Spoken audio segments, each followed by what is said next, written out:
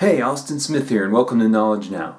On September 2nd, 1945, the Emperor of Japan surrendered to Allied forces, bringing the Second World War to an end after 6 years of fighting.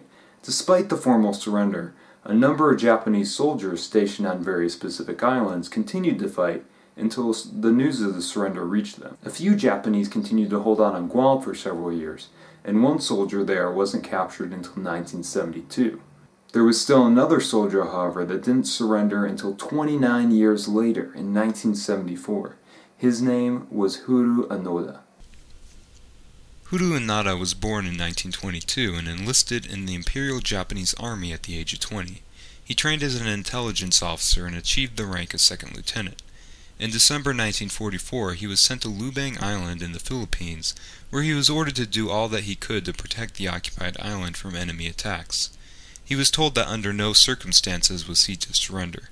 When Onoda reached the island, he joined a group of Japanese soldiers there and fought against American and Philippine forces when they landed on February 28, 1945. After a short time, all of the Japanese had either died or surrendered, except for Onoda and 3 others.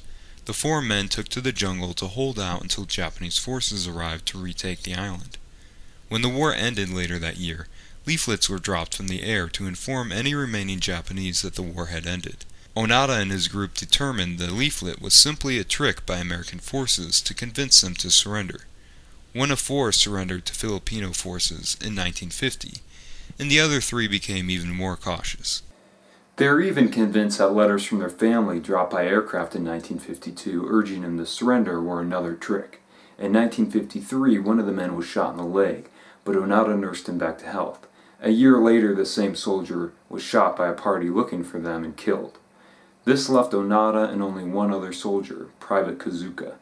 The 2 continued to conduct guerrilla warfare on the locals until the 1970s, killing some 30 people over the years.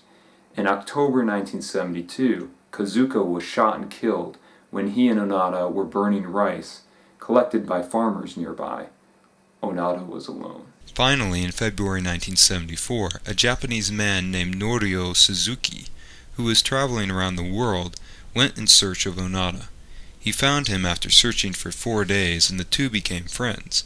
Onoda was shocked to come to the realization that the war was truly over. Onoda still refused to surrender, though, without orders from a superior officer. Suzuki returned to Japan and located Onoda's former commanding officer, who had since retired from the military. He flew to Lubang in March of 1974, where he convinced Onoda to finally leave the jungle. Since he was properly relieved of duty, Onoda did not have to surrender. On March 10, 1974, at age 52, Onoda marched out of the jungle in full uniform that he had worn for nearly 30 years. He later turned over his sword, his rifle, which was still in perfect working order, and several grenades. Although Onoda had engaged in shootouts with local police and killed inhabitants of the island, the unique circumstances led Filipino President Ferdinand Marcos to give Onoda a pardon for his actions. Only 1 other Japanese soldier surrendered after Onoda, which occurred later that year in December 1974 in Indonesia. After his return home, Onoda became a national hero in Japan. Onoda was unhappy with how Japanese culture had changed so much since he had left 30 years earlier, and decided to leave for Brazil in 1975, where he became a cattle rancher and married in 1976. In 1984, Onoda returned to Japan and opened an educational camp for youth. In 1996, he donated $10,000 to a local school on the Philippine island where he had held out for so many years. He also wrote an autobiography of his experiences, titled No Surrender, My 30-Year War.